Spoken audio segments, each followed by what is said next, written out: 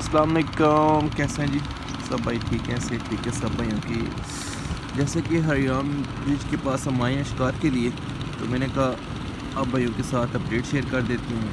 ये जड़ी कस के मुकाम पे जाल वाले गए हुए थे, जाल पट्टी वाले, तो वहाँ से अभी ये जा रहे हैं वापस। ठीक है, तो यकीन है कि 2-4 दिन तक इंशाल्लाह जड़ी कस में शिकार स्टार्ट हो जाएगा।